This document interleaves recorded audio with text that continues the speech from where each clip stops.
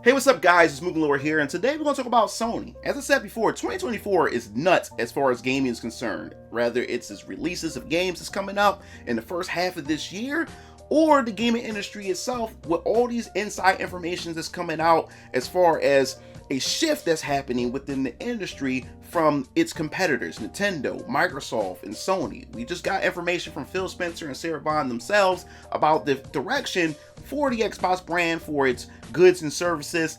And now we also have some reports from Sony that the PlayStation 5 itself and the console have not really met expectations in terms of sales. So there's a lot to unravel here, and Sony's also talking about how we may not be able to expect any first-party titles from them into 2025. What the hell is going on here? So I wanted to give you my thoughts and opinions on it. And is this all doom and gloom? Is the community making a big spit out of this over nothing? And also, is the journalists really bigging this up to be something that it's really not? So we definitely going to look into this. So before we dive into this video, make sure you hit the subscribe button, the notification bell for more gaming content here on this channel. So we're going to dive right into it, because what we have from this article from VGC, it says that Sony expects PS5 sales to decline. No existing major franchise titles before April 2025. PS5 has now sold 54.7 million units. Sony confirmed it will fall short of lofty 25 million physical year target. Sony says it expects PlayStation 5 hardware sales to gradually decline during its next fiscal year, which runs from April 2024 to March 2025, and it confirmed its plan to release no major existing franchise titles during the 12 months period. So, in the company's financial results for 3 months ended December 31st, 2023, Sony Gaming Division reported another record quarter in terms of revenue, with PlayStation 5 sales reaching 54.7 million, but lowered its sales forecast for the year after it fell behind in its lofty hardware target. Sony Interactive Entertainment had set an ambitious sales target of 25 million PS5s for the year ending March 2024. However, in the last quarter, it sold 8.2 million consoles, bringing the total for the year so far to 16.4 million. The company said it's now expected to fall short of its original target by 4 million units, 21 million. So, I quote, regarding PS5 hardware, which will enter its 5th year since launch, and my God, 5th year, PS5, the Xbox Series X, been around for 5 years. 5 years. Time has definitely flown by. So it says Sony president, COO, and CFO Hiroki Totoki, partially due to entering the latter half of the console cycle, we're aiming to optimize sales with greater emphasis on balance with profits, so we expect a gradual decline in unit sales from the next fiscal year onward. And that's the thing that I also have to let you guys know. They're in the last cycle for, or I guess you say the latter cycle for the PS5. For those of you who don't know, most of the time, like a console cycle lasts anywhere from 6 to 7 years, but sometimes it goes beyond that. But 6 to 7 years is when we start getting to that point where the consoles start to slow down and start slowing its momentum, and we already in the 5th year. So the president's already expecting a decline in sales because we're in the latter cycle. So at this point, is how they can optimize, you know, the profits that they have while going on this decline, which is a smart move to think about, or a smart strategy to start thinking about, since they definitely, if they haven't met expectations, and since they haven't met these expectations, they expect even more decline. So at this point, they have to slow the bleed. They have to slow and work with what they got as, you know, this console cycle begins to decline on itself. So it says, regarding first-party software, we aim to continue to focus on producing high-quality production and producing live service games. But while major projects are currently under development, we do not plan to release any new major existing franchise titles next fiscal year, like God of War, Ragnarok, and Marvel 2 Spider-Man. And this is something that I've been seeing on a lot of the headlines from journalists and people passing around, saying that, you know, we won't be expecting any major first-party titles from Sony until like after 2025. But from what I'm gathering here, from what I'm reading and what I'm getting from this article, it's saying existing franchise titles. So I'm thinking that maybe they're saying don't expect any sequels to existing titles that's been out on the PlayStation 5, such as God of War, Ragnarok, or Spider-Man 2. Don't expect the Spider-Man 3 or a sequel follow-up to God of War Ragnarok. So, nothing is left off the table. We still could see some first party exclusives coming from Sony. I'm saying this is just from what I'm gathering from how it's just stated here from the president itself. So we still could see some first party titles. It just won't be from anything that's existing currently as we speak. And then we're still not done yet. They said that there is a bright spot for Sony, namely because they have over 123 million monthly active users on PlayStation Network. So I guess that you would say that is a good thing. They have more people into their PlayStation ecosystem. And then, of course, Sony had launched the PlayStation, I guess you say Slim, PlayStation 5 Slim, and they expecting to phase out the original PlayStation 5 model, and this will be the new standard for the console moving forward. And then the rumors, as it says in the article, that it claimed that Sony's planning to launch a PS5 Pro console, which is par for the course. We are in the ladder cycle, and then when the ladder cycles normally come in to I guess you could say boost up profits, or to I guess you would say stabilize profits, is when you come out with new revisions or mid-generation refreshes of the same consoles for that generation to pull new players in who have yet to adopt the current gen consoles. So that makes sense. And then of course we'll talk more about the PlayStation chairman, because this new chairman says that it really needs to improve when it comes to business. It says the PlayStation new chairman and Sony's current president, we asked for his early assessment working directly with the games business during an early call on Wednesday, and told listeners to believe its studios can improve when it comes to business. And this guy seems like he's not playing around. It says that it seems like Hiroki Totoki, in the article, it suggests that this guy really wants to know the ins and out of the business. He's been going to every major department and all these different studios from their first party to see what the work environment is like and see what they're doing. And he said that he's impressed with how motivated the team is, but they don't understand when it comes to the business itself, when it comes to managing the money, budgeting the money, and investing in the current projects they have, when it comes to scheduling these projects, and does it meet the goals, the sales goals of how they're going to move forward with these projects. So, he says, however, while games business revenue was up by 15% year on year, operating profits was down significantly at 25.9%, which Sony said was partly due to the decrease in sales and increase in losses from hardware due to promotions. It's been about 4 months since I became chairman, and I'm trying to demonstrate leadership and have as many meetings as possible with the management team. So, as I said before, with this new chairman that's involved with Sony, we could possibly see a different Sony, moving forward, because it seems like this guy is trying to buckle down and say, we need to get it together and make and do this right so we can make money, because we already going on a decline with the console itself now that we're in the ladder cycle, of the PlayStation 5. He said, I visit studios, and everyone is really working hard to fulfill their responsibilities to try to optimize the business. And I understand that, but overall growth and sustainability, profitability for increasing margins, how would that translate to these goals? I don't think people understand that deeply. I think that's the problem within the organization in itself.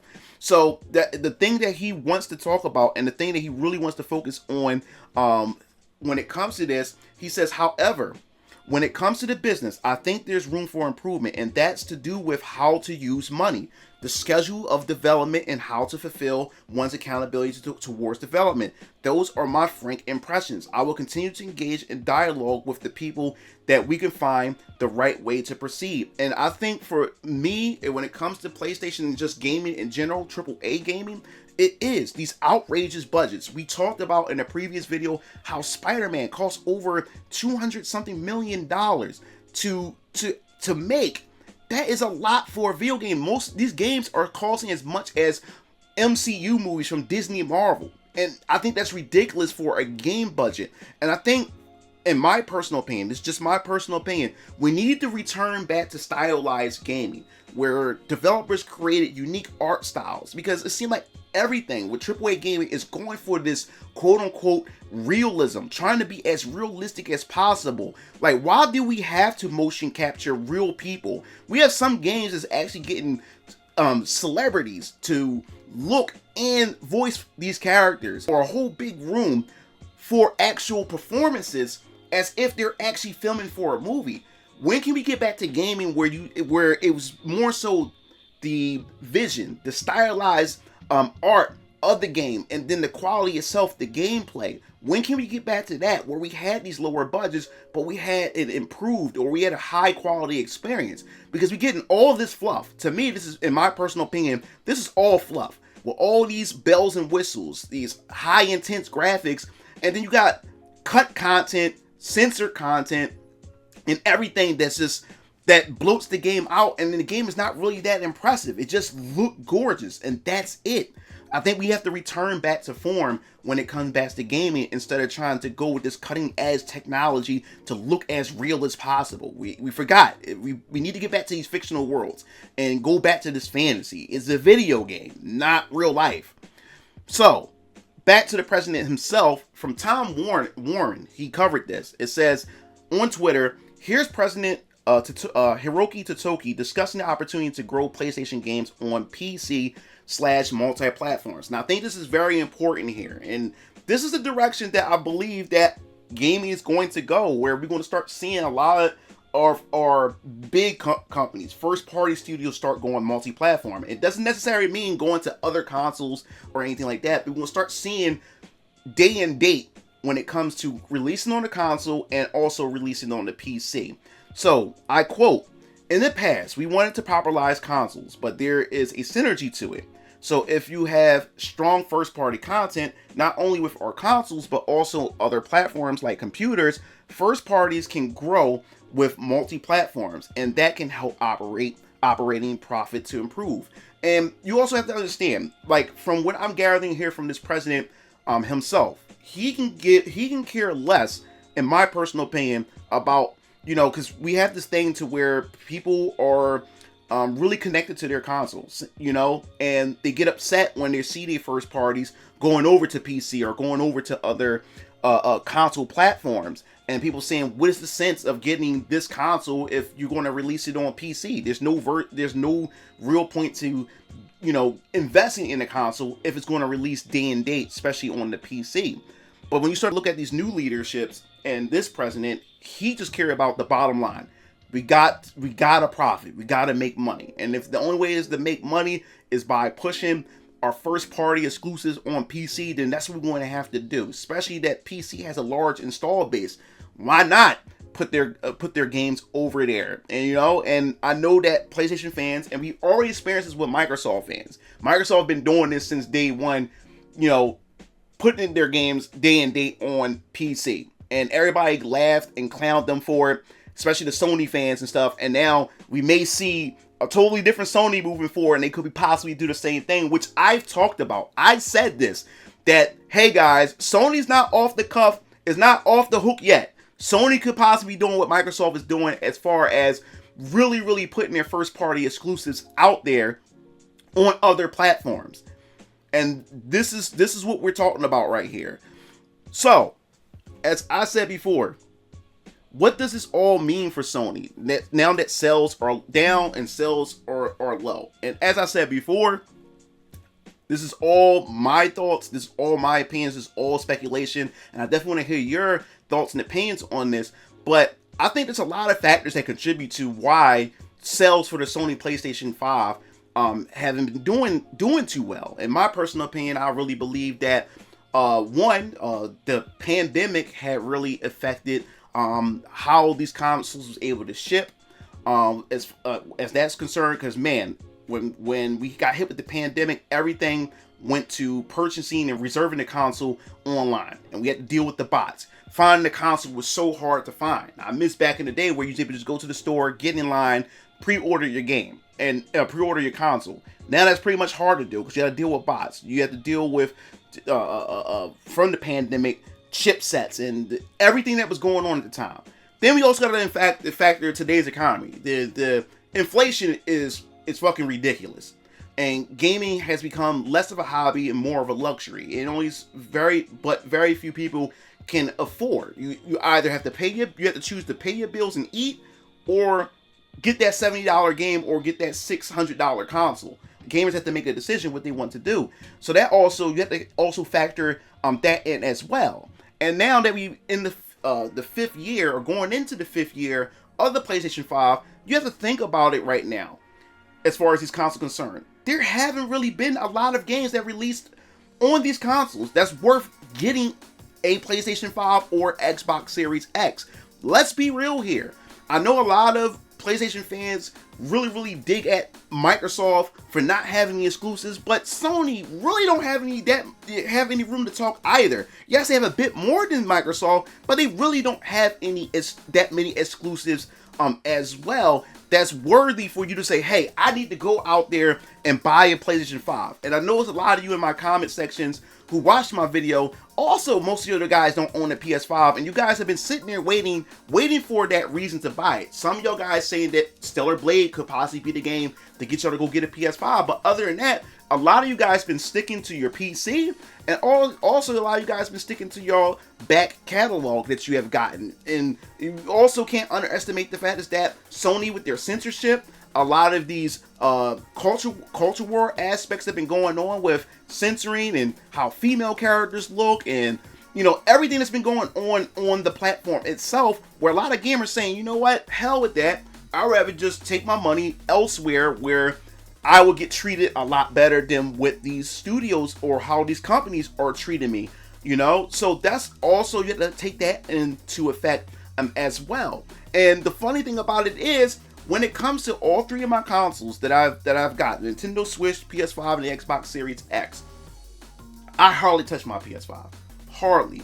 And the time when I got my PS5, I got it at launch, but I found myself more so playing PS4 games on it, which is crazy. I got PS5 games, but I found myself playing older games, a back catalog of games. Still don't play it much. And another thing is, since I don't really play it much, I just recently picked the console back up recently, because I haven't played it since last September, and I just started playing it again.